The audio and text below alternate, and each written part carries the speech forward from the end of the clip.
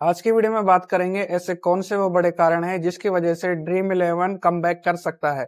जी हाँ दोस्तों, एक दो नहीं बल्कि तीन तीन कारण मैं आपको पूरे गिनाऊंगा जिसकी वजह से फैंटेसी 100% बैक कर सकती है। देखो, सबसे बड़ा कारण है वो है टैक्सेशन। आपको भी पता है कि जब से सरकार ने पूरी तरह से फैंटेसी पर बैन लगाया है तब से सरकार को 1% भी टैक्स नहीं जा रहा है और रेवेन्यू को बहुत ज्यादा नुकसान हो रहा है। और साथ ही ये भी देखने को मिला है कि जो व्यूअरशिप है लाइव टेलीकास्ट ब्रॉडकास्टर की वो भी बहुत कम आ रही है, तो ब्रॉडकास्टर पर नुकसान अलग से हो रहा है और उतनी व्यूअरशिप नहीं आ पा रही है। तो सरकार ये बात जानती है कि जब उन्होंने फैंटेसी को बैन किया है तो ऐसा तो है नहीं कि लोगों ने खेलना बंद कर दिया।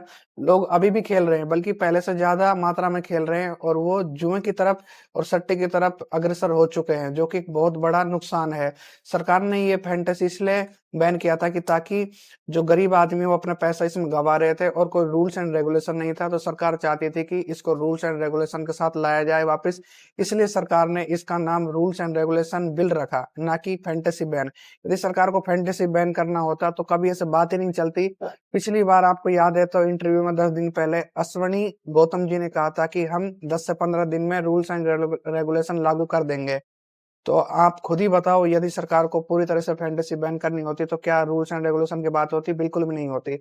और सरकार को भी पता है कि हम पूरी तरह से किसी भी इंडस्ट्री को बैन करके उसको पर कंट्रोल नहीं पा सकते, बल्कि इससे उल्टा नुकसान ये होगा कि जो ये मार्केट है वो ब्लैक मार्केट में तब्दील हो जाएगा और सरकार को 1 रुपए का टैक्स भी नहीं मिलेगा। एग्जाम्पल के लिए मैं शराबबंदी बताता हूँ, जो कि बिहार में सरकार ने शराबबंदी कर दी तो लोग बड़े खुश हुए कि शराबबंदी हो गई। क्या उसके बाद शराबबंदी एक्चुअल में हो चुकी है? नहीं होती। अब तो बल्कि घर पे डिलीवरी होती है और सरकार को राजस्व को नुकसान होता है वो अलग। तो ये बात भी सरकार अच्छे से जानती है, इसलिए कि ये पहला रीजन है सबसे बड़ा कि फैंटेसी वापस आ सकता है और हाई चांस है कि ये वर्ल्ड कप से पहले आ जाए। अगर वर्ल्ड कप से पहले नहीं आ पाया तो आईपीएल से पहले तो 100% आ जाएगा। दूसरा रीजन ये है कि अब एक रिसर्च हुई है, उसमें 1000 बंदों के ऊपर रिसर्च करी गई है और उनसे पूछा गया है कि जब से फैंटेसी बैन हुए क्या आपने फैंटेसी या फिर कोई भी ऐसा गेम और ऐप खेलना बंद कर दिया है? तो उनका जवाब था नहीं, बल्कि वो पहले से ज्यादा खेलने लग गए हैं, क्योंकि जब किसी चीज की लत लग जाती है तो वो इतनी आसानी से नहीं छूट सकती। ये बात गवर्नमेंट को भी पता है। उससे हो ये रहा है कि काफी सारे लोग फिर बर्बाद हो रहे हैं, क्योंकि इलीगल ऐप है जो रेगुलेट कर रहे हैं विदेश से। और काफी वेबसाइट पे तो ऐसा हो रहा है कि आप पैसे डिपॉजिट करते हो, पैसे आपके वॉलेट में शो ही नहीं हो रहे और आप उनका कुछ कर भी नहीं सकते, ना आप उनके ऊपर केस कर सकते हो, क्योंकि सरकार ने तो सख्त मना किया हुआ है। ये गलतियां आपकी है कि बैन होने के बाद भी आप ऐसे लुभावने फैंटेसी ऐप के चक्कर में और अपना पैसा गवा बैठे। तीसरा जो सबसे बड़ा रीजन है वो है व्यूअरशिप। व्यूअरशिप का बहुत बड़ा फर्क पड़ता है। जब से ड्रीम इलेवन बैन हुआ है तो ड्रीम इलेवन ने जो स्पॉन्सर करती थी टीम इंडिया को, उन्होंने भी पीछे अपने हाथ खींच लिए और ऐसा मोटा मोटा 400 करोड़ का घाटा हुआ है।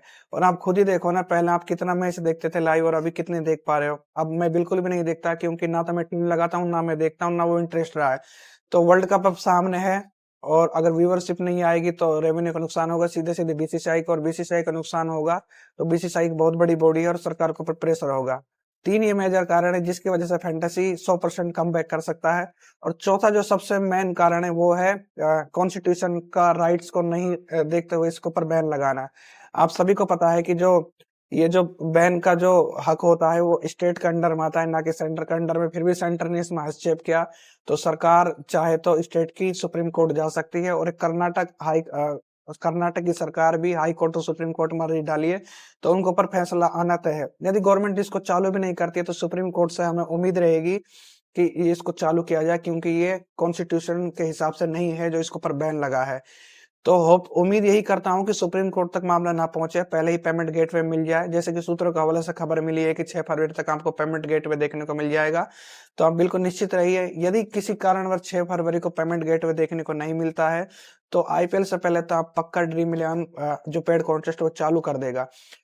और पांचवा रीजन ये है कि अगर इन सभी सुप्रीम कोर्ट से भी बात नहीं बनती है तो ये कंपनी क्या करेंगे, अपने बिजनेस मॉडल ही चेंज कर लेंगे। ये या तो सब्सक्रिप्शन मॉडल पर शिफ्ट हो जाएंगे या फिर जैसे जंबो ऐप करता है कुछ इसी तरह का करेगी।